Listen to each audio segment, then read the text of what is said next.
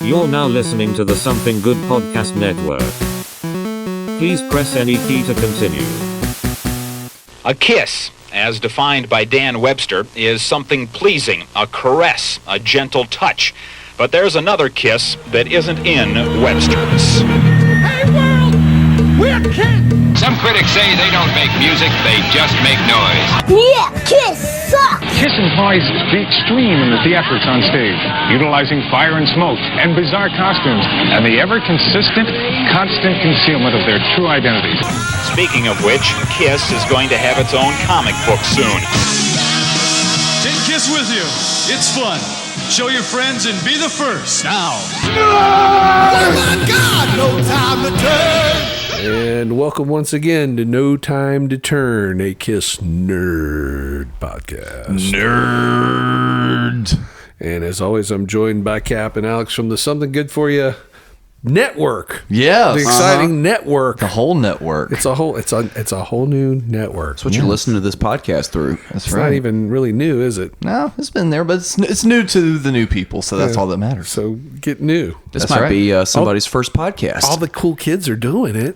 All the young dudes. The Something Good For You network. That's right. The vast network. Yeah, something good for you, and couch potatoes, and no time to turn. Look at that. That's We're- right. we're- It's more than two, so it can be a network. So these are the flagship shows. Before it was a collection, now They're it's a all network. flagship shows. That's Yes. right. There's a lot of flags.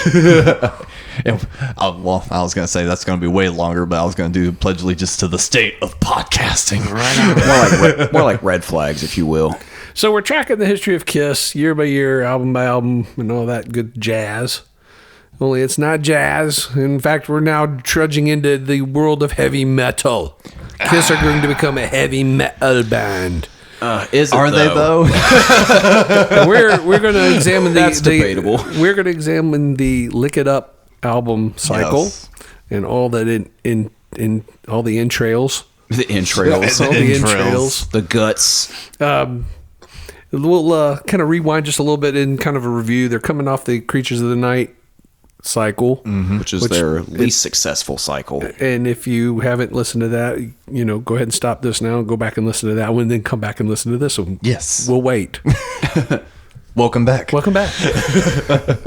So the final date of the Creatures of the Night tour in America was April 3rd, 1983 in San Francisco, the San Francisco Civic Auditorium, which, I haven't even looked that up. I don't remember what I figured out about that, but I mean, it was certainly a step back from the massive Cow Palace arena that they have there. Yeah. Actually, I've got the numbers here. I guess there's also the Oakland Coliseum. A lot of shows out there. Almost sold out. That was an 85% attendance at a 8,500 cap room. Yeah. Yeah. With Motley Crue. Oh, yeah. That's right. They're doing the Motley Crue. But then they go to South America. We talked about the South America shows being giant. Yeah. But what we didn't talk about was the fact that, we talked about the Argentinian shows getting canceled because of the terrorist threats. Yes. And the promoters for the South America show kept trying to add more dates because, as it turned out, they lost their ass on these shows. Really? Big time. I've seen it reported anywhere from $300,000 to $600,000, so $500,000 basically lost. So what do they do to kind of try to recoup the loss? They hold all the equipment hostage and basically charge ransom for the equipment. And there's a long story behind that, and it involved a bunch of legal wrangling and. As a Kiss Nerd podcast, I should have all this detailed. But honestly, I find it a little bit. I didn't find a whole lot on that part of the minutia going through and looking at stuff. I know the story you're talking about. C.K. Lent's book Kiss and Sell it details this to a greater degree. And of course, I would require it's required reading for any self-professed Kiss nerd. Yeah, because we pull a lot of our information from a lot of these books. And so I mean, I got a cop to where I'm learning this stuff. And because I don't have a copy of it, a lot of the stuff I pulled from is the Gene book, the Paul book, and Kiss FAQ. Yeah, and So if I understand it correctly, they ended up paying about $100,000 to get their equipment back, which, that cuts into, I guess, their take from the tour. I think they still did pretty well overall. But yeah, those overseas shows had to have at least covered a good bit of it. And those shows are at the end of June, and by July they're in the studio starting the work for the next album. I have it listed as a place called Right Track Studios, which I'm not familiar with. No, there's not even a link for it or anything like that. And I'm like, okay, well, that shows, again, cost-cutting measures probably at play. Small, little independent maybe studio. And using the same producer and Michael James Jackson. I'm sure a lot of the same mindset and approach is at play as what was on Creatures of the Night. The only fundamental difference here is they have a guitar player. Yeah. And Vinny is actually co-writing a lot of the stuff. So they've got Vinny Cusano, who they have, of course, we talked, redubbed Vinnie Vincent. Yes. One of the most brilliant stage names ever. What in the fuck were they thinking with that shit? It's at least like a step better. No, it's not. Mick Fury. Yeah, well, I mean, Mick Fury. It doesn't really matter. Vinnie Vincent. I mean, come on. His time is very short. Let's talk a little bit about Vinnie Vincent, just to kind of get a background on his history, who he was, where he came from Connecticut. Seems like Bridgeport, Connecticut. From what I understand, he came from a kind of a upper middle class background. Mm-hmm. Talented musician. In the 70s, he played in a band that was on, I think, Epic Records called Treasure. And the other key member in Treasure was a former member of the Young Rascals, Felix Cavalier, who was, they did the song Groovin' and, help me here. I'm having a brain fart. Good Lovin'. Good Lovin', thank you. God damn it. Why did I not know that? I had literally just gotten the page up when you were saying it. It's like my eyes just clicked to Treasure, and right next to it, it said Good Lovin', so I got you. Treasure, I listened to Treasure once a long time ago because I was curious about it, and it left no impression on me whatsoever. No. He played with Dan Hartman. Dan Hartman would later on have success in the 80s with a single called If I Can Dream About You from the Streets of Fire soundtrack. Mm-hmm. But at this point, I don't know what else Dan Hartman had done that was measurably successful. There's a video though of that you can find on YouTube of one of his songs where Vinny's in the video with it, pre-kiss without makeup. I think his most notable thing though happened in 1980. Which was for Vinnie Vincent playing or Cusano rather. It's when he moved to L.A. and became a staff songwriter for the television series Happy Days. Chachi. Yes, and Happy Days. Yeah. Which makes me wonder how much of input he had. I don't know. He got one co-write for a song called Our Love Was Meant to Be. Mm-hmm. I watched Johnny Love Chachi, and that was like a big hit for like a nanosecond. It was like it was a giant hit, and then it was gone. Yeah. It was canceled. Yep. And I don't understand. I don't know what the story is about because I was like, so this would have been, 81, somewhere in there. So I would have been about 10 years old when that was, it was obviously a Happy Days spinoff. I guess it was good work if you could get it. Yeah, it says many of the series songs were written on Vinny's acoustic guitar while sitting at the Cunningham's kitchen table on the Happy Days set during off time on the show's rehearsal schedule. Yeah, that sounds like bullshit to me. It's a good story. Yeah. Who knows? I like some of these other band names that he's associated with, like Hunter, Warrior, Hitchhikers, and Heat. We talked about Warrior being, I think it's some of the other members from Angel, I think. Yeah. What was it? No, or maybe it was New England. It's one of those, but we mentioned that in a previous episode. Yeah, because we brought up and you was like, which has a Vinnie Vincent kind of thing. It's like the first Vinnie Cusano. So it was like the first time his wig kind of popped out of the corner and looked around. There they are. They're it's kind of, he's already kind of moved into the circles. He gets brought into the fold via Adam Mitchell, who's of course been co-writing songs with Kiss. It's interesting to note that Eric Carr, when he joined the band, they brought him in with a lot of fanfare, gave him a Porsche 911, and we're like, "You're a rock star." Hell hell yeah. Vinnie Thanks, Vincent guy. gets brought in, and it's almost like this, like It's like you're in the band, but you're not a member officially. Yeah. Well, he never ever signs a contract to be even an Not employee. once. Right. So that's an important thing to note, because that's going to create a lot of problems. frictions. But it's funny that as they go to record this album, I guess management puts them in this low grade motel, and it's kind of like, okay, it's like, so now you're a quote unquote rock star, but you're not even in a, from what I understand, they had him in a kind of, now, his definition of slum might be worse than ours, because but still, we've all played in bands and stayed in some pretty skeevy places.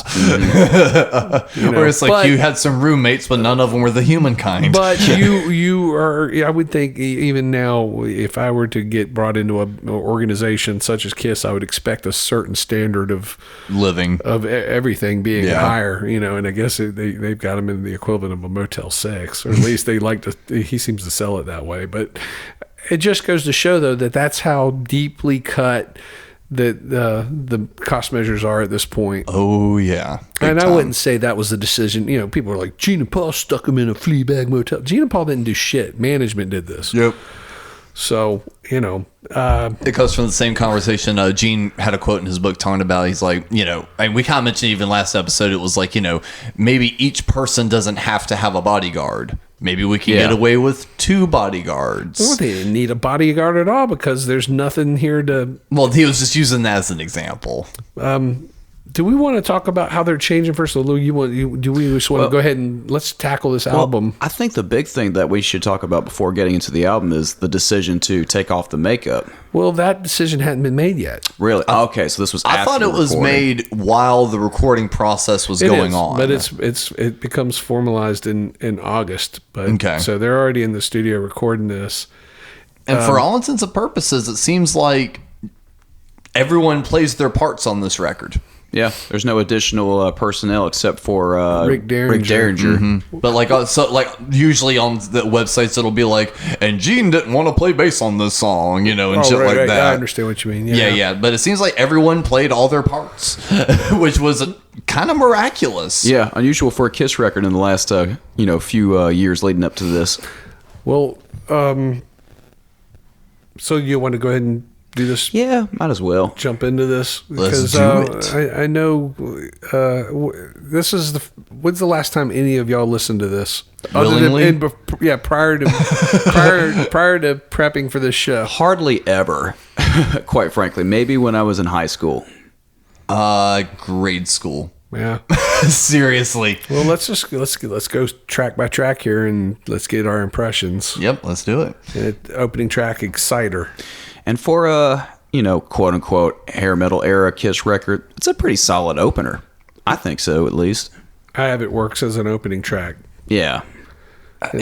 Yeah, I mean, I guess that would be the only thing it really works for. Everything else about it, like, okay, here's the thing that I felt kind of confused on, and the reason why I say it feels like Creatures of the Night isn't even just the end of an era for the makeup, even musically, even though they're working with a cohesive band now. This song to me shows that we are not working with the same KISS anymore. Oh yeah. To a point, you can stretch the song Creatures of the Night or War Machine and go, it's still, there's elements of KISS here.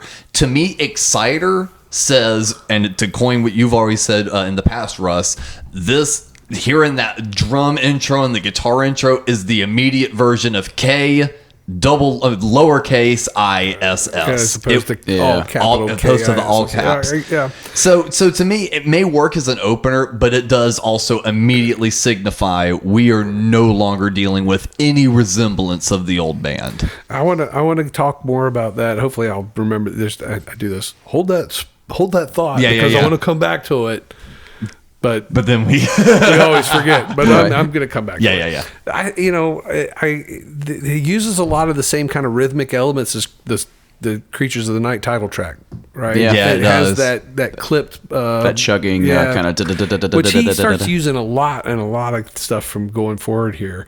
I don't know if that's his device that he's come up with, or if that's a Vinny thing, because Vinny gets the co-write on most all of these songs. Yeah. It's interesting. He's got co-write on this, but he does not play the lead. They got Rick Derringer doing lead. Why, I do not know. Yeah, that's a random choice, Mr. Rock and Roll Hoochie Coo. Yeah, I don't know if they're just trying to illustrate as by point of order that they can do this to get Vinny to understand his place, his role. Maybe. Which just seems unnecessary. Seems wholly unnecessary. The next track, Not for the Innocent. Oof. See, this is where... So Gene's songwriting, Paul talks about this in his book a lot, where Gene's songwriting just declines in the 80s Paul is era. a fun one to talk, but at the same time... Oof, yeah. The lyrics to this song. Yeah.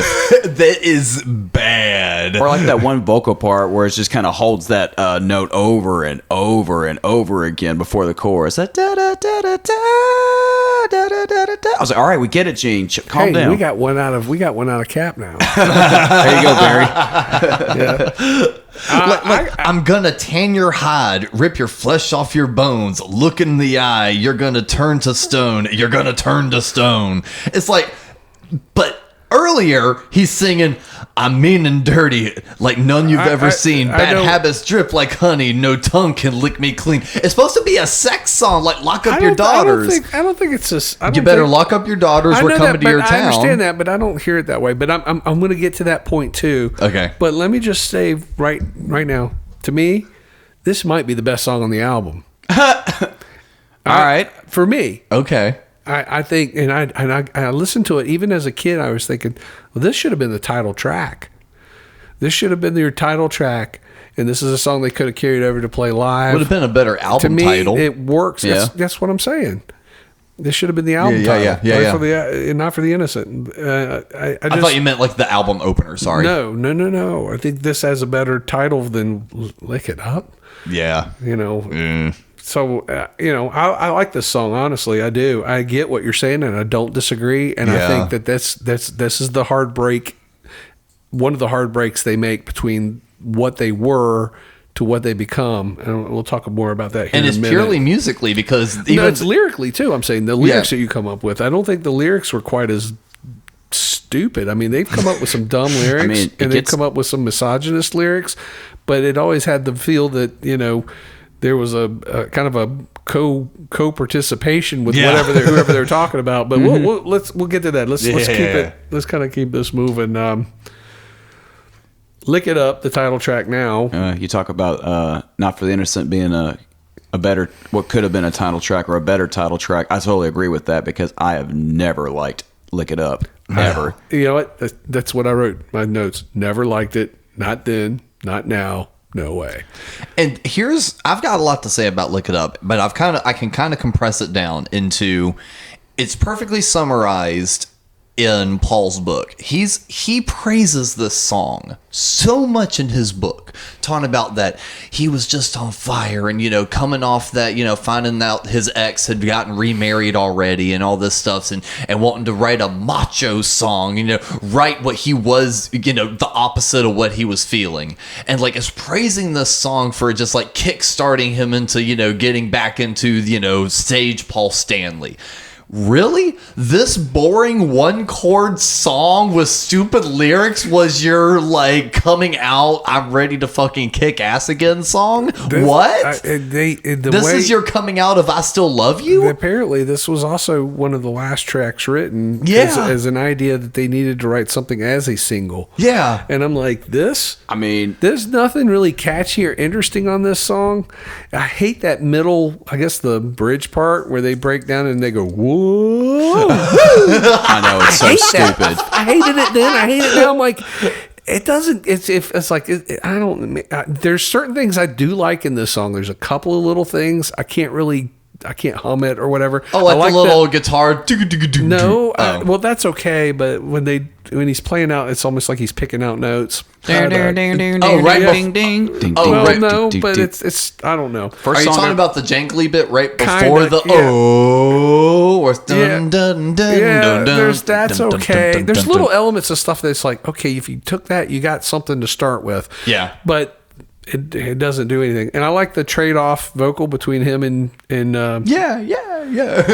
that's I'm okay with all that. I love when bands do stuff like that. So I was I'm like, well, that's good. Yeah. But overall, this song fucking sucks. And ever since and it I got don't into know anyone that likes it, and for some reason it's become like the biggest 80s hit that you see on well, it's not even a hit, but it's like it's for their live shows. They continue to play it, and I'm like, I don't know anyone that goes, oh fuck yeah, look it up, man. That's the best song on that album. Well, we don't know anyone personally, but I will tell sure you on that goddamn Kiss cruise, as soon as you hear, everyone knows it and they just play along. But I mean, why could that not have been Not for the Innocent just as easily? Yeah, we don't know. It's just what got shoveled down and forced into your throat because that's what was chosen as the single.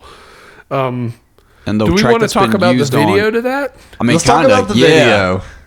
Yeah, because I think it was direct. Well, no, I was going to say something really bad. Don't get us canceled, Russ. No, that video though, it's like the time in the early '80s where like every hard rock band had to have the post-apocalyptic fucking backdrop. Yes. Okay, look, they look like 4 drag queens trying to cop dope on the Lower East Side. They really do. And Gene looks so awkward. Well, he doesn't have to. You know what?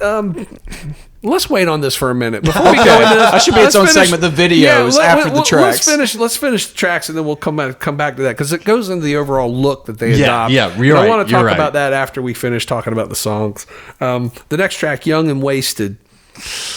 It's so just like disingenuous of Gene because he's never wasted. I mean, he's famously sober. He's not saying it's about it's singing about somebody else. Oh, okay. So and it's almost like you're blowing it, kid, kind of thing. I think this is a cool song. I like the song. I like the riff.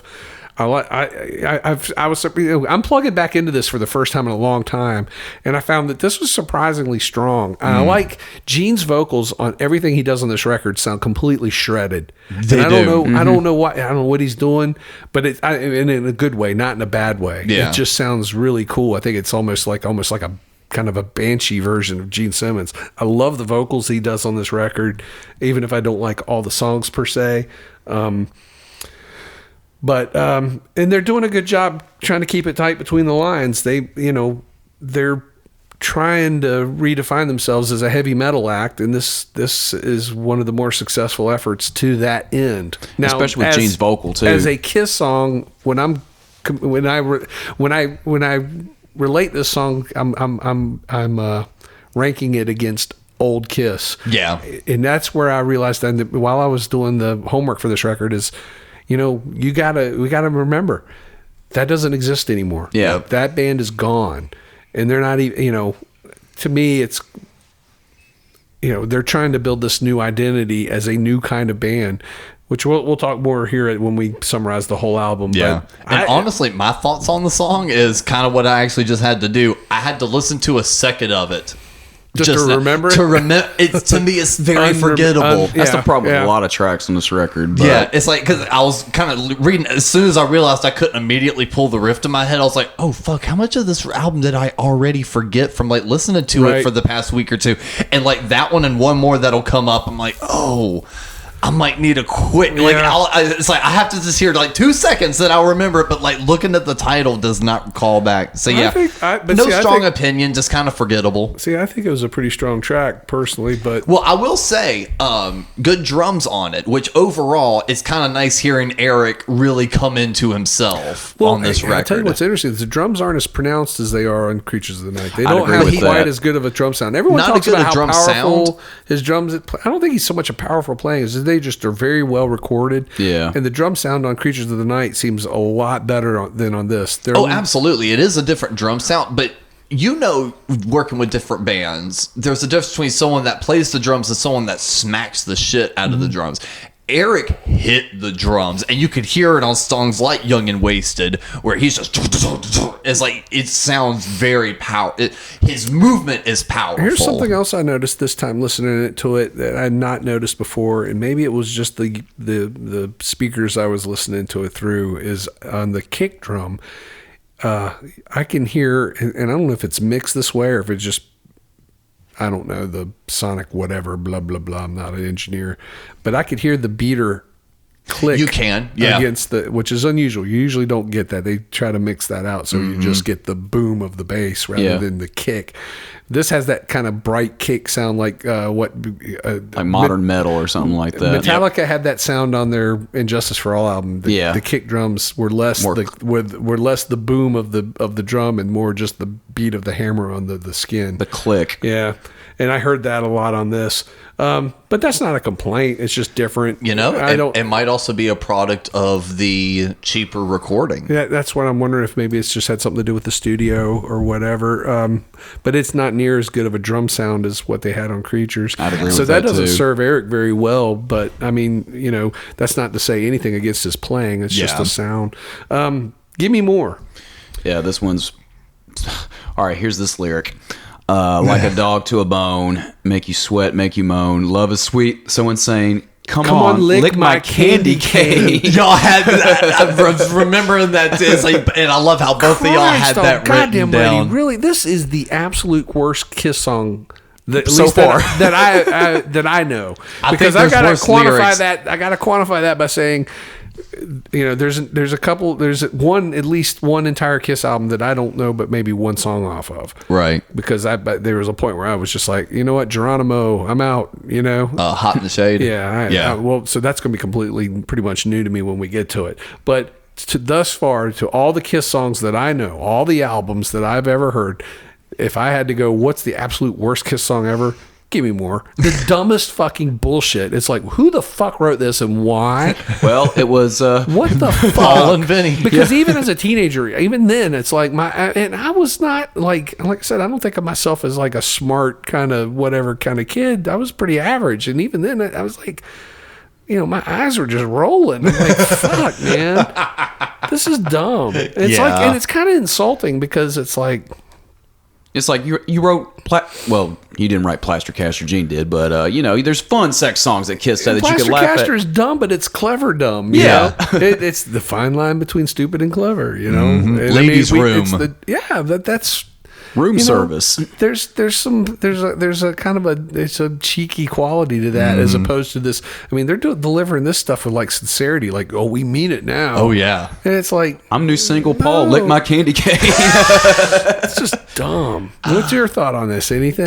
Exact same thing. My comment was going to be the lyrics y'all gave. Is this album is ripe with those kind of like bullshit lyrics, but there's even worse coming up. Oh yeah. Oh yeah. That's what.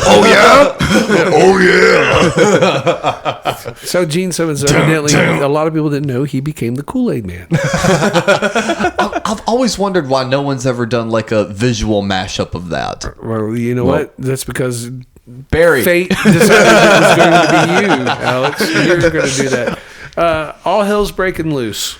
This is primarily written by Eric Carr, but is credited to all four. Yeah. And let me just go ahead before y'all say what y'all are going to say. It's clearly patterned. If you take all the lyrics away from it and look at it from a musical aspect, very obviously patterned after Led Zeppelin's The Ocean. Yeah. I can hear that. Just those. Dun, dun, dun, dun, it's dun, very, very much that. And they've even gone so far as to say, almost without saying it, I've seen quotes saying, they kind of were, and they were kind of, it's almost like, Paul Stanley likes to shit on Eric Carr a lot. I don't know if you ever noticed that when he talks about him. And he just always seems to always take little, like, it's not like big hits, but it's like a lot of little, like, rubber bands. He's like shooting rubber bands at Eric Carr all the time. And he talks about this being, I forget what the quote was, something about it being, kind of a replication or something like that of something you already know, blah, blah, blah. Because their whole thing was like, we want somebody that knows their British music, that can play, that can do the double kick thing, kind of like John Bonham, and I really like John Bonham. Well, then he comes in with this rewrite of The Ocean, basically, and then what does Paul do to it? He raps. He kind of, yeah. But what do y'all think of this? It's one of the stronger tracks overall on the album for me. That's the thing is I do give this song a little bit of hell, but if I do have to be honest, it's one of the better songs. It is, and it's goofy because of Paul's delivery. It does have a little bit of that talky, rappy vibe, and I think it even is backed up by the music with the rhythm he chose with the vocal. All of a sudden, those little do moments, you start feeling like the rapture. Kind of ding a ding a ding. Right. You almost kind of catch that little vibe that goes with. It's in there. Barry can use it. We're so self-conscious about it. I'm not anymore. I don't fucking care. I think it works. I never really heard it as a rap song. A lot of people probably hear it that way. Yeah, I didn't hear it that way because that kind of that little way of doing stuff, a rap thing. I mean, talking in songs, that's nothing new. That's not a new concept. Doing it the way he's doing it, it doesn't feel like they were trying to marry themselves to this new burgeoning rap thing at all. So either. I think it just fell out that way. Yeah. But I think it works. I think, what be this and what be that? Well, hey, why you gotta look like that? Hey, man. I don't know. If I want to listen to this, I'm cool. I'm the breeze. I'll see if y'all follow this one. If I want to listen to the song, I'd rather just listen to Too Young to Fall in Love. To me, those songs share a lot of similarities. I want to talk about Motley Crue here in a minute. Because it is kind of the same tempo. See what I mean? Yeah. I've always kind of correlated those two. We'll come back to that because I do want to talk a little bit about them here shortly. But I like this song. I think it's one of the stronger songs on the album. I goof on it, but it is probably one of the stronger ones. Nothing on this album is something that I'm going to go to on regular rotation. No. But there's the ones I say I like are songs that could pop up, and I wouldn't necessarily feel compelled to go, fuck that, and skip it. You know what I mean, or anything like that. A Million to One. Stinker to me. I do not like A Million to One. There seems to be a few people that kind of wave the flag for it. I'm not one of those people. I'm going to wave the flag for it. Okay. And not to the degree that you think. Okay. But I think this is it's surprisingly mature, and only say surprisingly because everything else on this album is so dungeonly juvenile. It's so fucking juvenile that this isn't even necessarily that much more mature, But it's at least something. But it sounds like it compared to everything else on the record. I could see that. I could see this as being a single. I don't understand why this wasn't chosen as a single, because this is the dawning of the era of the power ballad. Yeah. And this really isn't a ballad per se. But it checks all the boxes of like your 80s hard rock hits. Yeah, and it seems like it's something that had more of a commercial appeal, certainly than the Lick It Up track. Yeah. Paul kind of references this song as him lying to himself and kind of being like, no one can love you as good as I can. Well, that's He's fine. Like, it doesn't matter what you got to remember, once you've written something and you put it out there, it doesn't have to be a reflection of who you are, as long as it's a genuine reflection of something honest. And that's part of why I give this song this, I'm tagging it quote unquote mature, right? Is because it feels like a genuine thing. Even if it isn't, it doesn't matter. If somebody has gone through that in their life, right? It's a real emotion, it's a real feeling. It's that, it's jealousy and anger and towards whatever. I mean, but that's where that's where you write the songs from. Yeah. It's all a variation of the blues, really, at the end of the day, right? Yeah. Yep. So this works for me, and I think it would have been a cool single, and I think it would have worked for them as a single, provided they followed certain other parameters that we'll talk about shortly. But I like that modulation on the coda at the end where they kind of. Yeah, I do too. And it fades out on that part. I'm like, man, that's a cool part. They should have put that in the song somewhere that's else. Part of those, part of that checkbox for every hard rock song in the 80s. But it works. Mm-hmm. I think so. Fits like a glove. And this is where the album just tanks from here on out. Here is the song with the infamous lyrics. Poetry. Hot knife through butter. Yeah. Because I'm going to go through her like a hot knife. Through butter. But the thing is, it's like, that's the line that always gets pulled out. But opening it up, it ain't a cardinal sin. Baby, let me in. Girl, I'm going to treat you right. Well, goodness sakes, my snake's alive. It's ready to bite. Okay, you know what? Oh, my God. What do you think? I mean, it's trash, but, I don't expect anything less from Gene in this time period, this quite song frankly. Is complete trash. This is a completely stupid fucking utterly unredeeming, nothing good about it at all. Nothing clever. Night scenes, wet dreams, enough to make you drool. Was there like a 14-year-old somewhere like, oh yeah, This is my jam. I mean, what the fuck? Yeah, who is this for? I don't know, but but maybe if this was a younger band, maybe it would work for a younger band because there's no other life experience for them to draw on. But feel the heat, driver's seat. My blessing is my curse. I'm gonna burst. I'm gonna burst. Oh my! Well, but you notice Gene Simmons is the solo songwriting. No credits. one else wanted to take credit for this. It's like, no, Gene, that is all you. What were you gonna say, Russ? Sorry. To be fair, is this any less stupid than Larger Than Life? The lyrics are very similar. It's basically the same thing. We forgive Larger Than Life, even though those are objectively stupid lyrics too. He says his love is larger than life, and that one. Yeah. This one, he's like, I'm gonna burst like babe, I'm gonna come. I know. Yeah, this is a lot more on the nose. Yeah, I don't disagree. I think it feels twice as sleazy coming from a middle-aged. Yeah, from Kiss. somebody that's like Kiss is we're talking about. Yeah, these guys are in their mid-30s, and it's like they're pushing middle age, and they're still writing these dumb fucking moronic. It's like at this point, the tail is being caught by the head, and it's not going to work. Songs like this are why Nirvana happened. And actually, I just was reading the lyrics a little bit more intently, just kind of like studying them. I just realized something. This is the sister song to Nothing to Lose. Yeah. Baby, baby, I guess you win the prize. Maybe, baby, where the sun never shines. Oh, boy. Oh, Gene's so edgy. He's so edgy. God, Gene, you're so edgy. Where did you...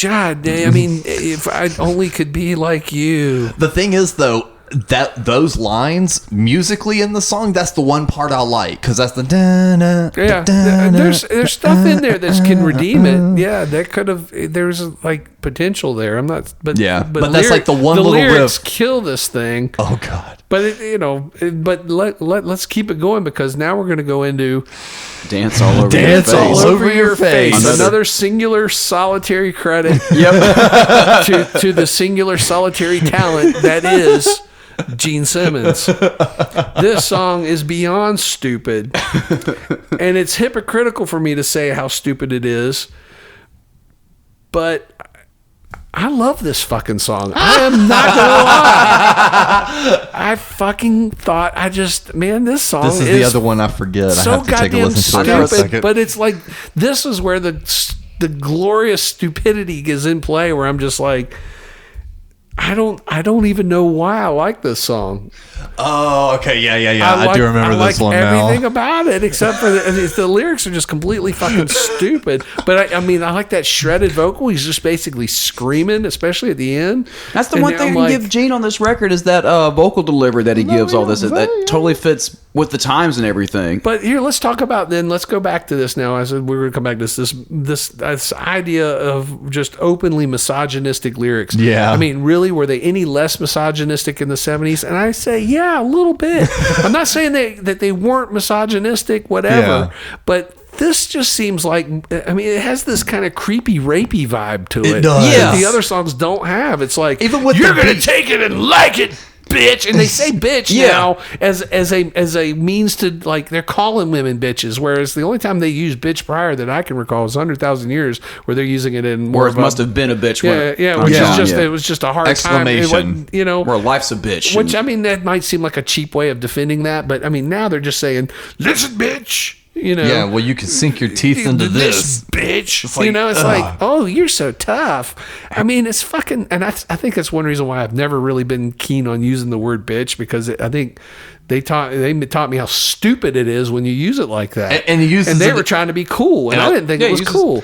He used it a second. Yeah, I was going to say, I remember it a second time, and that one was you played your hand and now you lose. Well, listen, bitch, I've got the news. Yeah, it's just got a weird, creepy, rapey vibe to it. Yes, I saw you with another man and you put me in disgrace, so I'm gonna dance all over your face. Yeah, but again, like I said, what am I supposed to do when I sit there and go, God, this song's actually kind of cool. I don't know why, but I really like it. Hey, baby. So, say, hey, baby, can you pass the quiz? And obviously, I have a hard time buying this coming from these guys because of just what Kiss was prior, because everything felt celebratory in the past. It's like for whatever, I don't know what words you would use here, but I mean, for whatever the bravado or whatever, it seemed like in the songs, the girls always still had a control over the situation, Even though here it's like, no, I'm gonna dance all over your face. Okay, I'm gonna even blah, blah, blah. I'm probably one of the guy. most objectively cringy or goofy lyrics from the 70s off one of your favorite records.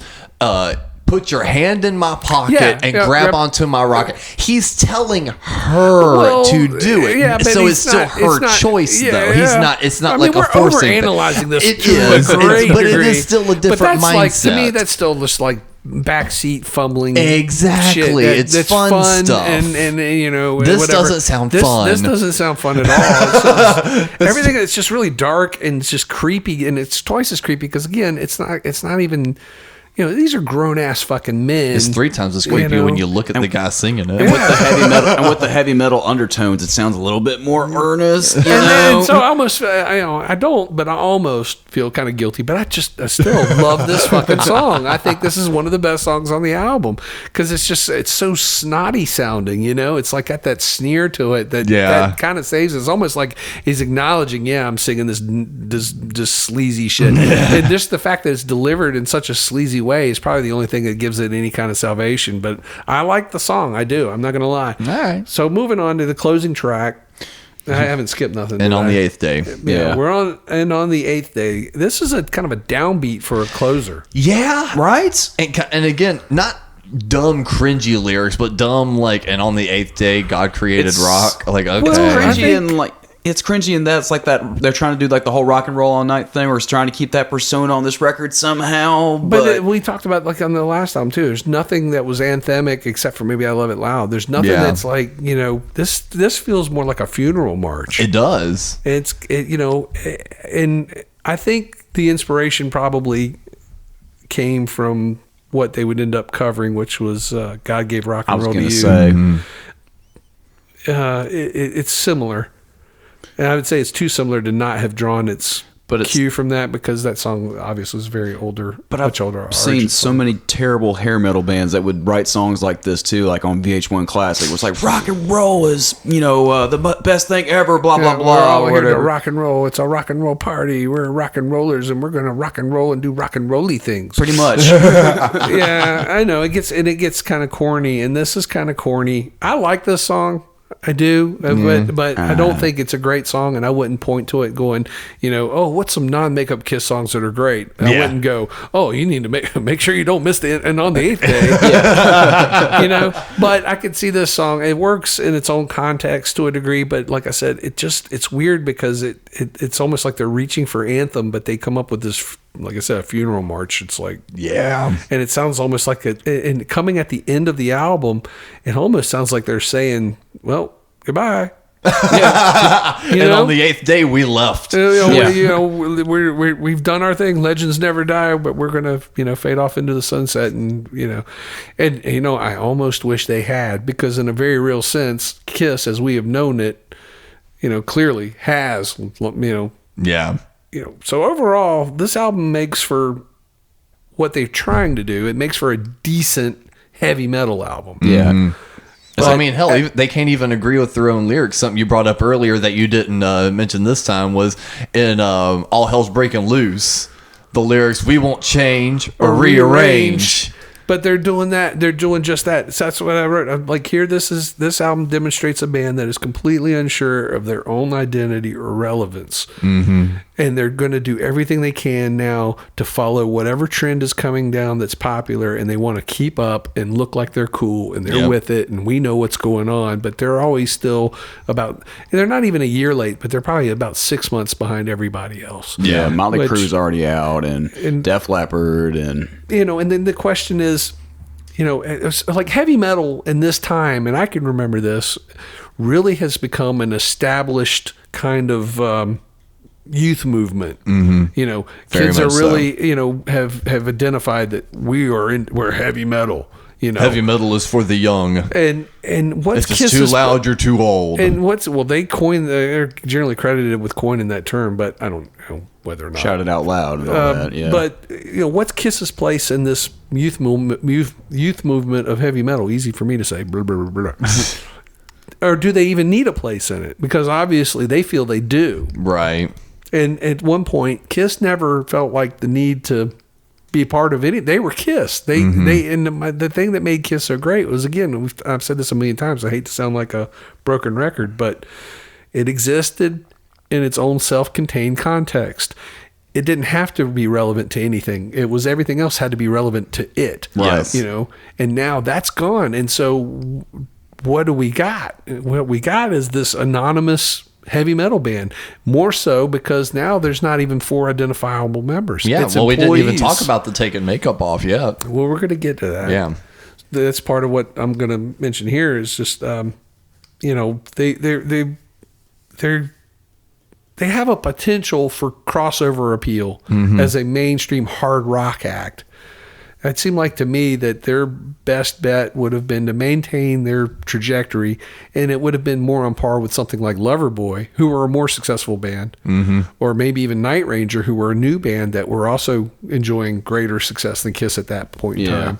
And I'm not saying they sounded like that or should sound like that, but I'm just saying of that kind of ilk, because that's what they do really well. But instead, it's like they're trying to be more of a macho, you know, everything that we've just talked about in this album that doesn't work on this album. And it's like, I don't know, instead of trying to be, you know, continue to be Kiss and let the world relate to them, they're trying to relate to the world as a heavy metal band, but they come across as like an over the hill aging dinosaur act. They do. Yeah. And, you know, and they can do better. And that's why I get so upset about this stuff. It's like people are like, why does he get so mad? Because it's like, I'm watching my favorite band descend into this kind of music that I think fucking sucks. It's also like the thing of like, you know, I have a younger sister, so I've seen the pain of like watching the parent looking at the smart kid doing something dumb and just being like, stop, you're smarter than this. You're smarter than you've got the potential to do so much better. And it's like, instead it's like, no, we're going to do this. And it's, no, you know, Mom, we're going to take our makeup off. Yeah, it's like, no, you're smarter than this. That's one of those things where it became embarrassing to be a Kiss fan after a minute. You know, I talk about, you know, how we had VH1 Classic back in the day, and we watched the metal shows, and anytime a Kiss video would come on, that'd be the human previous channel button, you know? Because it's a band it was a band I really liked from a certain era that, you know, like you mentioned, just kind of deteriorated into like a pile of cliches. Thank you. Everything they do is cliche as fuck now. Yep. There's cliches that they invented. Yeah, that's different. That's the and that thing. Other bands made cliche, and they've lost sight of that. They were the fucking cliche makers. Now they're the cliche takers. Yes. and it's hard to watch because it's like, man, those guys codified and basically made a self-institutionalized theatrical rock act. I mean, Cooper had done it, Bowie had done it, or whatever, but no one had done it to the level of Kiss, and no one would ever do it as good as Kiss ever again. I mean, they did it so well. They took it to a level that no one, I mean, like I said, it's self-contained context. No one could do it, and no one should do it, and they should never have stopped. It didn't matter if it stopped being successful for them. They should have just bided their time and waited it out. But instead, in August... they were worried about getting Giraffe Boy. Right. In August, well, that's a fair thing to say, but in August... Well, you know, they decide to take the makeup. The formal decision to remove the makeup is made in mid-August. I've read, but I've never seen, and I don't know if this is true or not, that there were photo sessions done for the album cover in makeup. That they were still planning moving forward to that point, and then, but they got to the 0 hour and were like, okay, are we going to do this? Because Paul had been opting for this for a while, and now I think he got backing support. They brought in, like we talked about, Danny Goldberg had been brought in as as a consultant, and I think he was a big proponent going, hey, y'all might want to think about this. Well, there's 2 full photo sessions that were done for Lick It Up. And you can tell that one of them, they were a little bit more dressed down. Like, they still look nice, but it wasn't like, all put together like what we see in the final cover. I want to say the story was when they showed up to do the makeup photo test or the makeup photo for the cover. They did some Polaroids just to see. Before they put their makeup on, being like, let's just try it and see, that kind of thing. That goes into that whole image that they're going to now present, because on the cover of Lick It Up, they're in their, essentially, I guess what would be their street clothes. Yeah, right. The look on that cover is what should have translated to the stage, in my opinion. It was eccentric enough. But not over the top. Yeah. And if you're going to do the alternative to what you had been doing, that was it. Yeah. Because that looked cool to me. That was fun. I'm like, that looks like a rock band, and it looks like a rock band of the time, but it still had a kind of a timeless quality to it because they weren't doing any. But by the time they take it to the stage, they look like a fucking anonymous bar band with like shredded T-shirts and like bandanas and dumb shit. And it's like, and that just screams even more that they don't know what the fuck to do. It's like, not only do we not know what we want to do or how to do it, but we're going to look like any band you can walk into a bar going, we're rock and roll. And we got bandanas and shredded T-shirts and Nike tennis shoes. And the one whose transition who was the worst, in my opinion, was Gene's. Yeah, but Gene, I mean, again, on the cover of the record, he's wearing that leather sport coat and everything. He looks a cool. white button up. He looks fucking cool. With the tongue out and everything, just to keep that identity going. That is what sold that. I can remember seeing that album cover for the first time, not knowing that they had taken their makeup off. We would go to the record store, thumb through the records to see, that's how we found out there was a new record. Because I was young. I didn't know advertising and shit. And I remember seeing that and stopping and shoving everything back and running out of the record store like I'd seen something I wasn't supposed to. My brain just couldn't process it.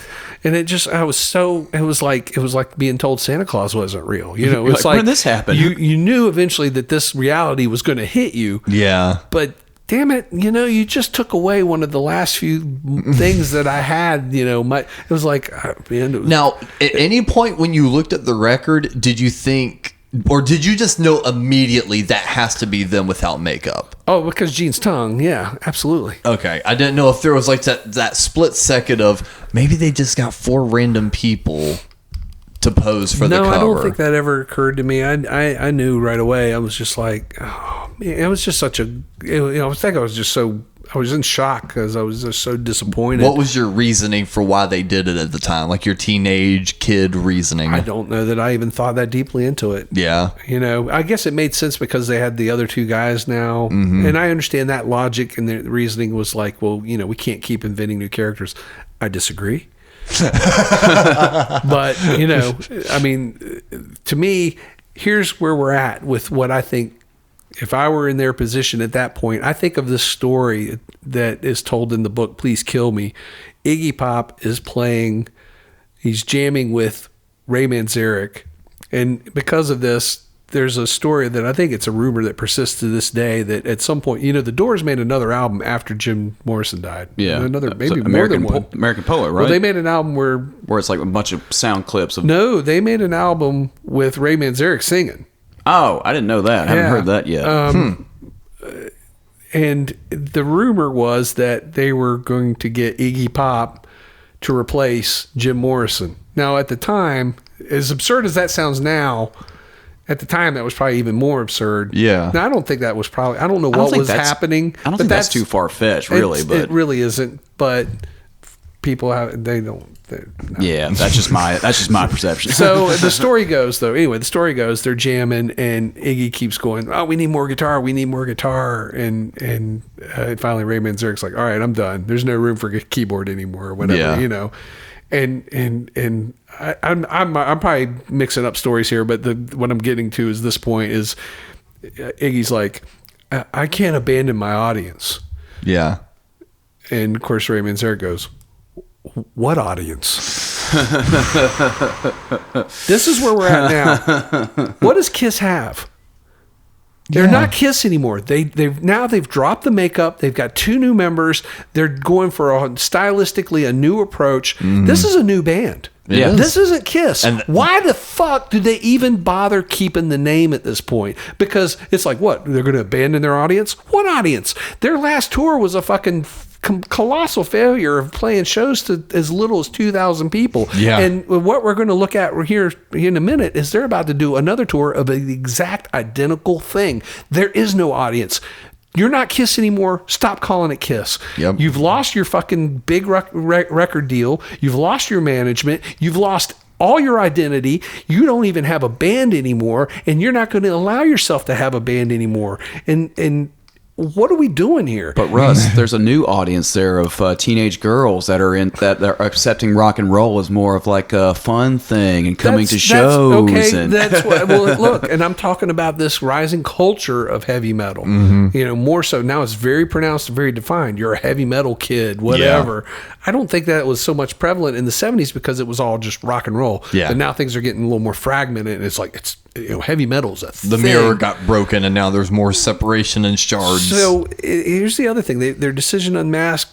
Also, they spent 6 years trying to get the copyrights on the face paint, which is a big deal. It took a lot to do because there was a lot of you can't copyright your face paint. That would be like Bozo the Clown copyrighting his face, clown paint. Yeah. But they did it. That was a big giant. That was a huge score for Bill of Coin. And here, what do? As soon as they get there, it's gone. And what happens right at that exact moment? Nothing. Enter Motley Crue. Arguably So don't tell me that didn't work anymore. Because I can remember in 1983, kids coming up to me going, have you heard swear to God, this is the exact verbiage they used. Hey man, have you heard the new Kiss? And I go, what? Did I look it up? No, there's a new Kiss. They're called Motley Crue. They did the exact same shit with like the face swear to paint God, that was the buzz through all the schools, man. And Motley Crue were doing that theatrical look. It wasn't as quite as, obviously they weren't doing the face paint quite the same, but they were doing face paint. They were doing the costuming, the whole 9 yards. Hair. And their album is released the same week. Okay. The first one, Too Fast to Love. No, Shout at the Devil. Shout at the Devil, is which leads released more the same week as Lick It Up. Their album goes gold by January. And they lean more Shout Out the Devil goes gold by January and is platinum by February 7th. God damn. And they lean more into the devil stuff, or the dark satanic whatever. thing. Whatever. I mean, all of it worked. That package, everything that Kiss had done, and they took it a little darker and made it maybe it's all theatrical. It's all put on. It's all ruse. But it appeared to be more extreme, but only because Kiss had pulled back so far away from it. Even Kiss as it existed before they dropped the makeup had pulled so far back away from it. Yeah. Motley Crue just came on as younger, tougher, and more real. Yeah. Even though they weren't. That's what they appeared. But it's all about what the perception is. But Kiss's perception putting out there was not that. No, Kiss are putting out, and they're trying to keep up with these stupid songs like Dance All Over Your Face and, Listen Bitch and all that dumb shit. A hot knife through butter. But they just come off as dumb. And it's like, here they had a chance to, if they had just stuck it out and wrote out the makeup thing, and they had now, even if you had to redefine the band musically as this band, here you've got the guys in place to do it. But they're not going to let those guys shine out to be equal members, which is completely unethical to the original concept of what Kiss was, which was a 4-wheel drive. Each guy does his own thing. And here you've got a guy that's bringing in a lot to the fucking table. Yeah. Whether you like him or not is irrelevant to the issue. People can talk about whatever personal problems they think he has. We don't know this guy. I'm not going to comment to that. Yeah. What did he bring to the table? I'm not a fan of his style of guitar playing, but he wrote solid songs for what they were trying to do. They were successful songs to that end. Maybe the record wasn't commercially successful. People were like, it went platinum. Yeah, it went platinum like 7 years after it fucking came out. Yeah. Think about it. Again, Shout at the Devil, released the same week, was platinum within 6 months. Yeah. Makes me think it of... took 6-7 years for Lick It Up to go platinum. And I'm just like, and this is in an era where the glass ceiling had been broken. Yeah. It was like platinum records were the norm for even shit bands. They would come out of nowhere, make one record, and go back to nowhere. But the music industry was huge at this point. And Kiss couldn't even keep up with that. Let me look at some other records of this same era. Okay. Night Ranger's Midnight Madness came out a month later. And it was gold by April and platinum by the following summer. June 19th is what I got. Damn. Bark at the Moon came out in November. Ozzy's Bark at the Moon. Yep. And it was gold by January 23rd on the way to selling 3 million copies. Quiet Riot, previous winter, had released Metal Health. And it was going gold around the time that Lick It Up came out and would be platinum by October. Judas Priest Screaming for Vengeance had been released a year prior. And it was already platinum. So it had gone platinum in 6 months. Whereas Lick It Up gets its platinum certification in 1990 at the end of the year, 7 years after release. Hey, I didn't hear Wasp on that list either, which is another like Kiss knockoff in a lot of ways too. They weren't as popular or successful as these other bands. I'm just showing you there's these bands that their alleged competition are, and they're not competing at all because they're not even on the fucking radar. No, they're not on the same and playing people are going, field. This is Kiss. This is the album that saved Kiss. No, it didn't. Nope. No, it didn't. And Kiss could have continued to be the Kiss that we knew, at least with the makeup and the theatrics. And they still, I think they would have eventually rallied because there was always going to be an audience for that. And they were the band that did it. And if they just stayed true to who they were, that's their brand identity and nothing else, And yeah, you can change if you the don't members recognize out. the name Kiss, you recognize the faces. But they don't want to do that. They're so clutching at this point. They're so desperate and so concerned about keeping what they've got or whatever that they can't even give the fucking enough room open to bring this third creative partner in. Yep. And this guy brings a lot to the fucking table. A lot. And Paul will down this hill of how removing the makeup was the only move they had. Yeah, he at that says time that they were like too. backed in a corner No, that they weren't. wouldn't have been able to continue I on can see with they the could makeup. probably see that way, but that's because they had no. You know what? If Bill Aucoin had been their manager still. He would have smacked some damn sense into him at that point. I would hope. I mean, I don't think he would go along with that. Of course not. He was out of his mind that they dropped the makeup after he'd spent all that time getting the copyrights on Yeah. it. Absolutely. It's the dumbest thing this band has ever done, other than, the only other option they had to me at this point is to just fucking stop. But because they fucking sued their record label, didn't win the money they thought they were going to have, and then the record label bit back because they lost Ace, now they're on the hook. They had to keep going. They had no choice. There was nowhere else for them to go. It was either quit completely and go away, and you wouldn't have, not with any success to show for it other than bragging rights. Yeah. Or you go, you know what, I got to go punch the clock and keep working. And that's what they did. Yep. To that end, you got to admire the tenacity. But after that, they did everything that you could possibly do wrong. Yeah. And now every album feeds the next album, which would feed the next album. Yep. Because none of these albums are the success they hoped them to be. And there's Kiss fans that go around going, but they're platinum records. And it's like, yeah, but they're not money-making records. They're not big records. They weren't platinum at the time. They weren't platinum during the relevance. But even then, it's like... They weren't doing Ozzy numbers or Motley Crue numbers or anything like that. And they were still buried. They're trying to copy. We talked about, again, the Lick It Up. We were going to talk about Lick It Up, the video and the look that they had. And you mentioned Too Fast for Love.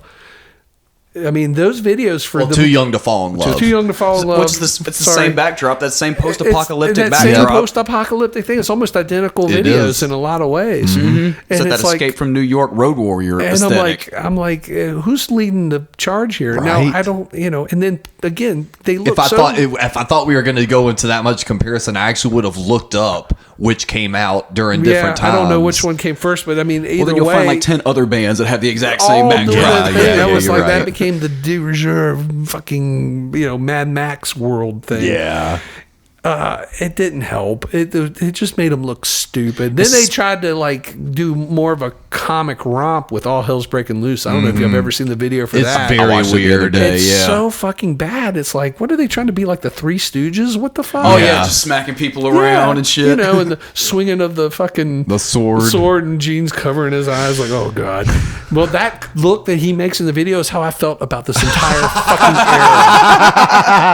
I still think he looks so awkward in both of those videos, where it's like he describes it as like him being a fucking bulldog in a tutu. Yeah. Well, I mean, they had a look that would have worked for him, but they didn't do it. And it was the album cover. If they're going to change, but then they should have just been a different band. They should have just changed the name of the fucking band. Yeah. Gene and Paul could have kept that collaboration as Gene and Paul and started a new band. Why didn't you do that? That would have caused even more interest than just dropping the makeup. Yep. Then I think you would so. be like, That way you look could at be- that. Kiss is over, but look, Gene and Paul have gotten together with these two new guys, and now they've got this new band, blah. You know? And that way the mystique of Kiss would always be tied to the makeup. and that would exist, and they could still have came back with the reunion and done just as well. That was never going to go away. You know, that was never going to get, even if it had been cheapened and they continued, they still had that card to play, I think. Yeah. The promotional material for this tour that they're getting ready to start for Europe was already printed in advance of them dropping the makeup. So all the promo material has them in makeup, and then they show up like, surprise. Yeah, the first three, they were able to like eventually correct it after 3 shows, but the first 3 shows, those cities got printables with basically an outtake of the Creatures of the Night photo session. And that's how they were promoted. Because they started off in Spain, right? On that on the Lick It Up tour. Yeah, it starts at let's see, what do I got here? And Paul and Gene on different occasions have said numerously that when they come out playing Creatures of the Night or whatever their intro song was at that time, he said you could see visible confusion on people's faces. Yeah. Like they didn't. Well, because again, unless you caught the MTV thing that interview aired they did. like once, or you like what Russ did, he didn't know about it until he saw the record. If you didn't happen to see the record and you just saw Kiss was coming to town, you saw the flyer with the makeup. You show up, all of a sudden you hear, you wanted the best, you got the best, hottest band in the world. And then you get a bar band from Glendale. Right? Am I wrong? No, not at all. But it's like, but imagine the confusion. That looked like the guys that are like, hey man, we're from Shelby, we're going to be playing at Jeremiah's tonight. And it's what it looks like. So we got a Kiss tribute band that doesn't wear makeup first? Or Is this sound check? We got some dates here. Let's see, Madrid, October 13th and 14th. The first show was professionally taped.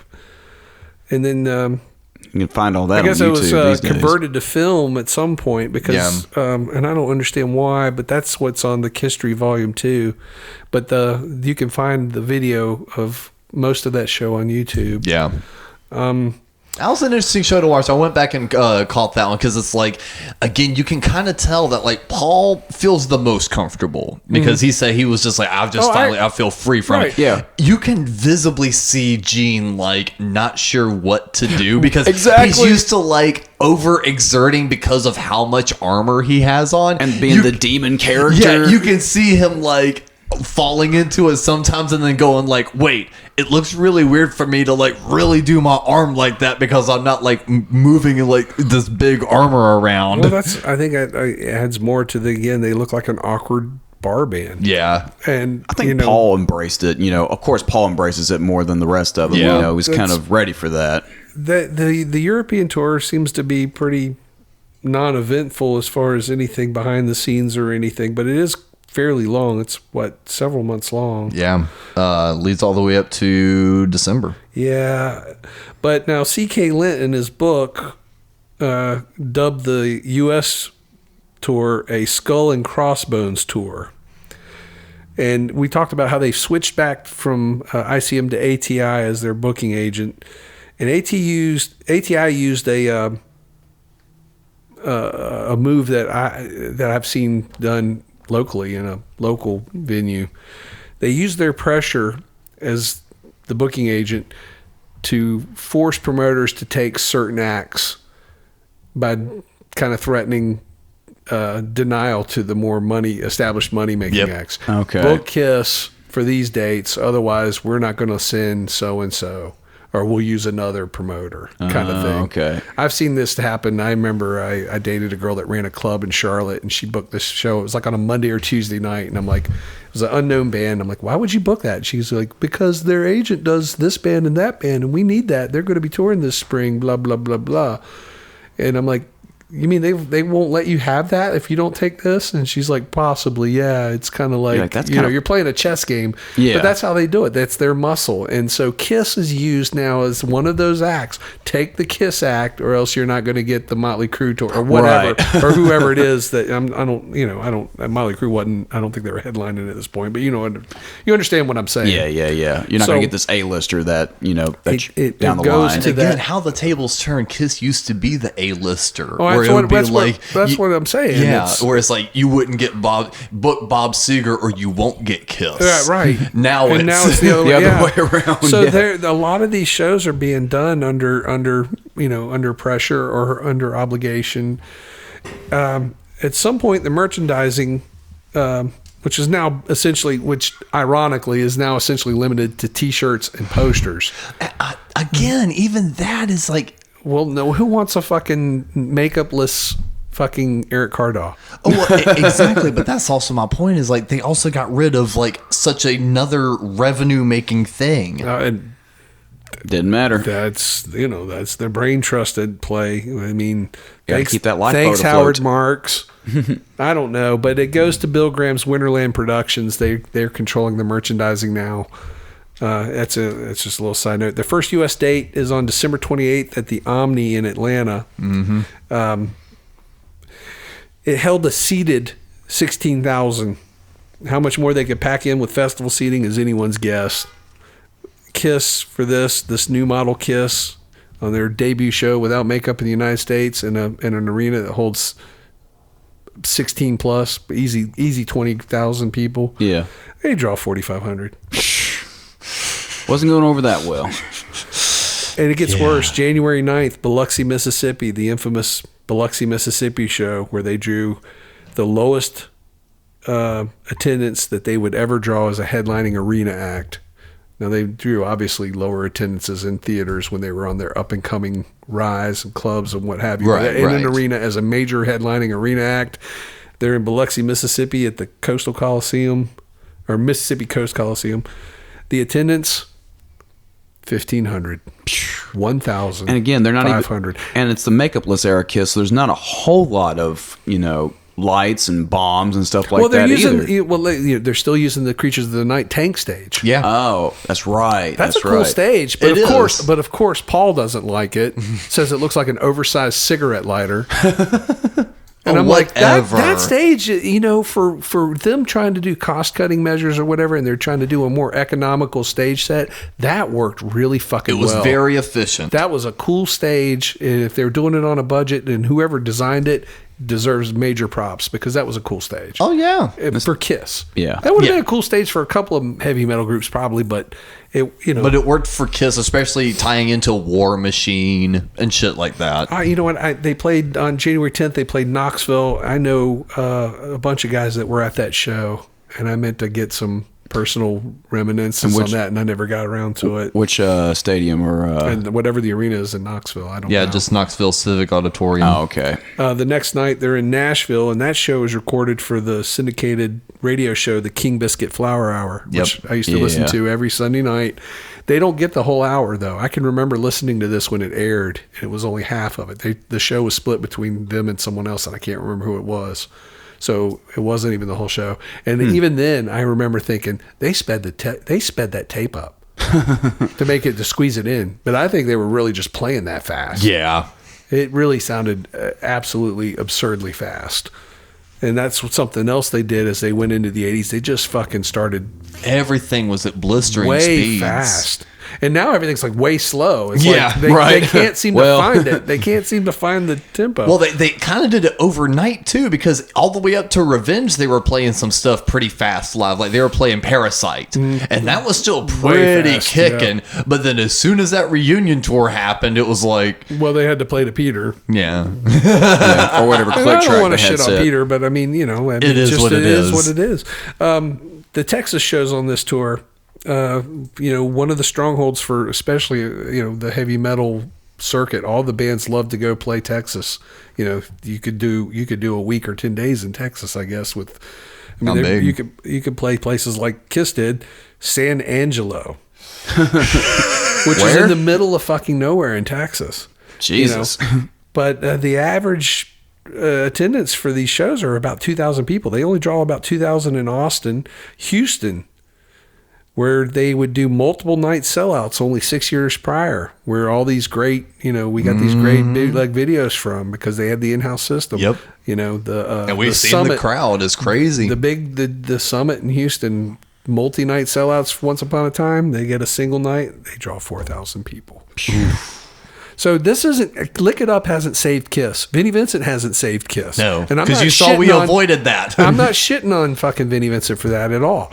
I'm just saying Kiss wasn't saved here. No. Anyone that thinks Kiss was saved here because their album went platinum 6-7 years after it came out doesn't know what the fuck they're talking about. And if they think that and they host a fucking podcast, I'm fucking smarter than they are. So I hate fucking 80s Kiss fans because they're fucking stupid. And they got bad taste.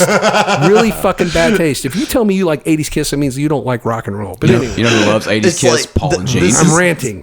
Saying Kiss was saved at this moment is like seeing the dying dog and giving it a sip of water. Yeah. They got a sip of water because the record sold better than Creature of the Night. Yeah, after he got fucking taken to the hospital. The dog still got cancer. Yeah. February 1st, Berkeley, California. They play at the Berkeley Community Theater. Yeah. The show was originally scheduled for the San Francisco Auditorium, which is where the Creatures of the Night show or tour ended. But here it was moved because ticket sales tanked. Yep, reported audience 3,400. Additional theater dates on this tour. It should be noted there are additional theater dates on this tour. All of them in former strongholds: Cleveland, Pittsburgh, Philadelphia. All of them they're playing what theaters. has to be going through Gene and Paul's mind? Why are they doing this? And then they go to New York City. And are they in Madison Square Garden? No, they're at Radio City Music Hall. Now, to the credit.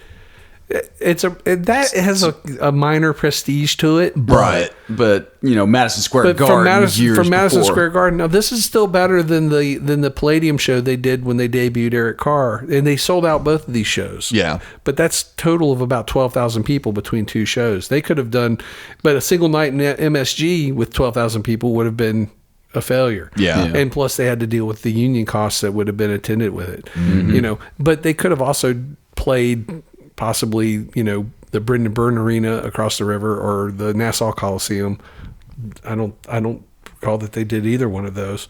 Everything's beneath them, though. It's just apparently at this show, or one of the shows at Radio City Music Hall, is the night that Paul and Vinny get into some sort of physical confrontation. Yeah, backstage over the extended guitar solos. I just think, why? And here's my thing with this. It's like, you've got a kid that he's not a kid. You've got a guy that you've positioned to be your lead guitar player. Mm-hmm. You've got a guy that you've positioned to be somebody to share the spotlight with. What are you getting pissed about? You brought him into this spot, but you want him to be what you want him to be. Yeah. Now I fully agree with you. Have you heard the tapes? No, I don't. He goes way long, like way longer than Ace would. Like it took forever to actually find an audio clip for me. Like it took a while. Okay, but I understand it. But here's my question then, and I'm not saying right or wrong here. I'm just asking. The first question I would have at the end, if I was like a manager and they were going, he wouldn't come off the stage. My question would be, okay, it pissed you off? Yeah, I understand that. How did the audience react? They were bored. Were they? Seemed like it. I mean, that's according to Paul and Gene. You can't go. Even a good recording, you don't know if a crowd's reacting. You read the crowd. They might have been bored. They may well have been bored. I probably would have been bored. I get bored on a drum solo though. I think drum solo. They gave fucking Peter Criss gigantic length drum solos, and it's not because I hate Peter Criss or his drumming or anything. I don't like anybody's drum solo. I remember one of it being like one of those 4-minute long. This is like barrages, and you actually hear in that Kisstory documentary, you actually hear Vinny in the middle. 4 minutes. And Paul comes out and he's like, Vinny Vincent, lead guitar. 4 minutes, big deal. So what? That's a long time. Give him a spot. I think let him take a shot. Let him figure it out. His last show with the band is March 17th, the final show of the tour in Evansville, Indiana. At some point during this tour, both Eric and Vinny have had their salaries cut in half. Yeah. Damn. How would you react? I'm sure. Yeah. Now, Vinny clearly wants an equal partnership in this deal. And is he wrong to want this? Because he's brought a lot to the table. No, and more so, think about it. Go ahead, say what you're going to say. Well, I agree with what you're about to say, but I actually sympathize with it a little bit more now that we've been going through this, because you always hear, oh, Vinny played a part, he did this, he did that, but oh, he also did this, and he never wanted to sign his contract. Well, again, with us putting everything in this light and looking at it from, the outside looking in, going like, well, yeah, he was not going to be an equal member, yet he wrote 3/4 of this last record, and he did all this other stuff. He may have been an extremely difficult person to deal with. He may not have been, though. Maybe Gene and Paul are the difficult ones. Everyone else, even outside of Gene and Paul, but said I'm that. just saying, but I'm saying, comes from even a position of like, well, I got to have the control. Look, the guy is a primary songwriter, an exceptional guitar player, has a charismatic stage presence, and he's courting endorsements. Yeah. He's becoming, you need someone to replace Ace. Here's a guy that's going to do it. Not only is he going to replace Ace, you got a chance to supplant him. Like, this is not a common thing. Yeah. And, he's got more contributions here on more levels than any member in that position prior or since. More so than Eric Carr. Well, I'm saying even in the guitar position, more so than even Ace. Yeah. And granted, he's not fucking Ace, but then this really isn't fucking Kiss. So No. what difference does it make?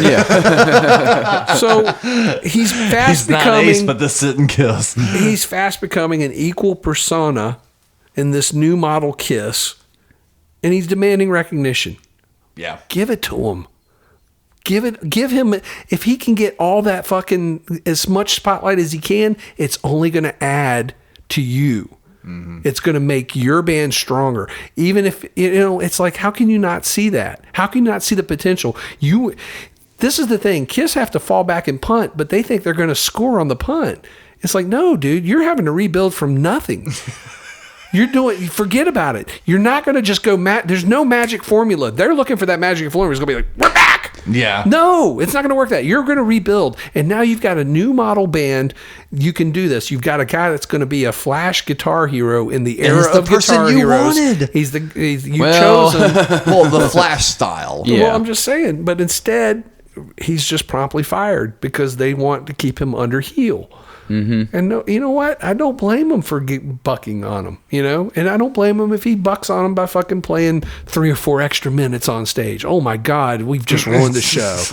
I mean, and look, you understand, I was a big time Vinny hater. Yeah. Because I don't like that style of playing. Mm-hmm. But just so imagine having to sit through 4 minutes of that. But now, from an objective perspective, I'm like, this guy deserved a whole lot more than what they wanted to give him, and they were so desperately clinging to what little they had that they couldn't even share the fucking biscuit with him. You know what I mean? They couldn't even give him the car. And like Eric was Eric Carr, to his credit or maybe detriment, was more contrite and more willing to be like, well, hey, I got a job. He's a team player. He's the drummer. He's I'm just happy to be here. Mm-hmm. And I don't know. I mean, I might be 100% wrong on that. But from what I'm gathering, from all that I'm seeing, from what he brought to the table, for what they could do, they have dropped back. If they're going to be a heavy metal band, they've got all the right tools in place. They got the right players in place. You've got a guy that can be a guitar hero and an equal star that's going to bring a lot more attention to the band. And what do? He's trying to take all our power away. Conversely, though, I'll play devil's advocate. Go for it. You can always see the fruits of someone's labor when they're on their own devices. So, with everything you just said, why didn't Vinny become that with his own thing? Why didn't any of the members of Kiss become that with their own thing? It's all in context to a chemistry that exists in that partnership. Right, but when outside of that, Paul tried to separate off and Paul never really tried to separate out. No, but even if he did, I mean, it's still, I'm just saying Vinny started doing the Invasion and everything else right at the peak of all that crazy guitar stuff. So why did all that happen? I think he needed them as much as they needed him. I'm saying that partnership, that chemistry, whatever they had the potential to create the quote unquote new Kiss. And clearly there was chemistry because he got invited back about 10 years later. So, without that, and now they're going to have to go and hurt the whole brand image even more by finding yet another guitar player, which is going to only sully their whole fucking because they still have to do it two more times. Yeah, and by the time they get it, it's like, who do they get? They get the most nondescript, uncharismatic, playing a note per, getting paid by the note kind of session guy they could get. Exactly, a hired gun. And Bruce Kulick's great. But he's a hired gun, and it's all what he'd been a hired gun before. He was a hired gun then. He's a hired gun now. Yeah, he's a great, credible musician, but he's not a charismatic persona. No, he's not a rock star. And he's kind of the first to tell you he owns the whole Spruce Kulick joke they had for him. And he seems like a nice person. I'm not trying to shit on him as an individual at all.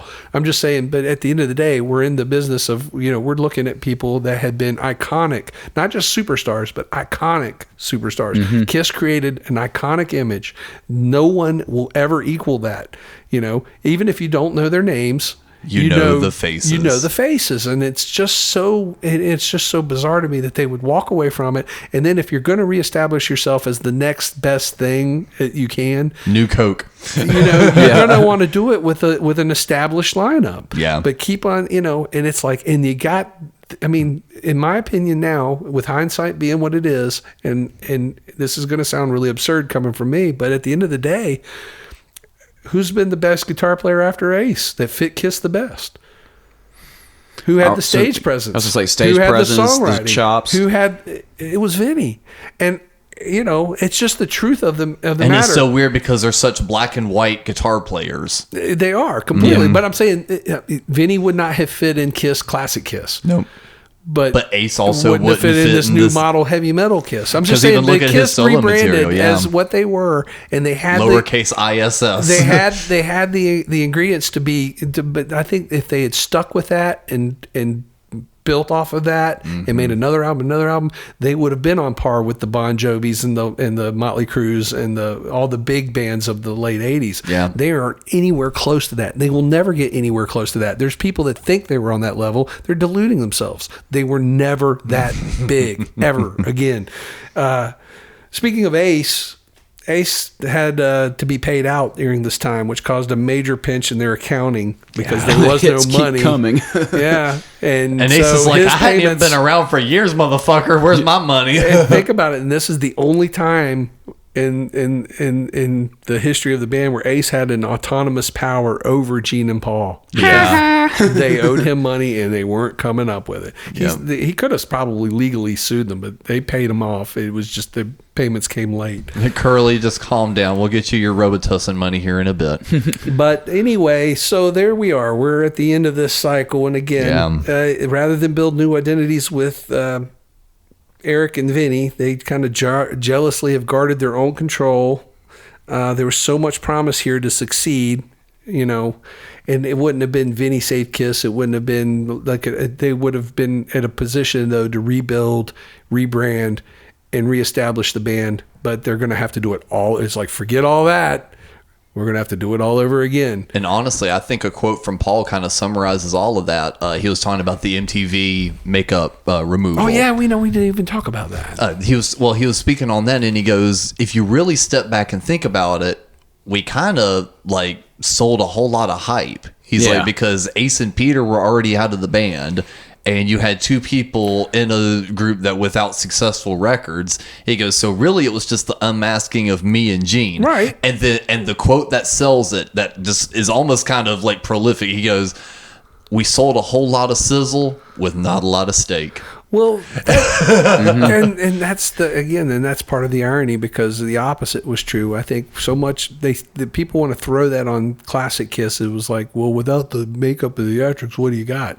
What do you got? Well, I know you got at least 6 great goddamn rock and roll albums. Yeah. And if you don't recognize that, it's just that you don't want to fucking recognize it. You don't want to listen to it. You're just being a dickhead at this point. At this point, it's like, you're right though. At this point, what is setting Kiss aside from anyone else? Not a whole lot. Nothing. But they could have. I think, that to me, the best move they could have done here is they could have hold on bit their lip with Vinny, continued that partnership because obviously it was working to some degree. Otherwise, they wouldn't have kept him to begin with. You know, after that first Creatures tour, you know, they selling him as a substitute for Ace, and then you go, okay, it's not working. We got to find a real member now. Yeah, but they didn't. They kept him, and you know, and he wrote a shit ton of shit for him. Yeah, like I said, co-writes on like what 3/4 of the record, basically the hits. It's like I think they just felt the power control and that power structure challenged because you got a guy that was on equal par, and he didn't want to be an employee, and he didn't deserve to be an employee, not with what he's bringing to the table. So I don't blame him. You know, and here they had the opportunity though. If you're going to if you're not going to change your name and you've got to rebrand and restructure, you know, you're going to have to do it with consistency on stage and off, consistency with your lineup, consistency with the material you bring. You know, that's what builds it. And here we're seeing, but again, and we're polar seeing opposite. we're seeing the polar opposite, and then we're seeing another band pick up the mantle with the theatrics and go much bigger. Yeah. And there's your drop the mic moment. So with that, we'll talk more about the continuing adventures of the cartoon clown show. Now, ironically, that Kiss has become with the continuous change. We're gonna put another quarter in the slot and crank the lever on the slot machine and see what we come up with this time. Animalize. So stick around and we'll see you guys next time on No Time for Turn. For Alex, for Cap, I'm Russ, and we'll see you next time. No time for turn? No time for turn. No time for turn. Thank you for listening. Please insert another coin by supporting the show for as little as $1 a month at patreon.com/somethinggoodnetwork.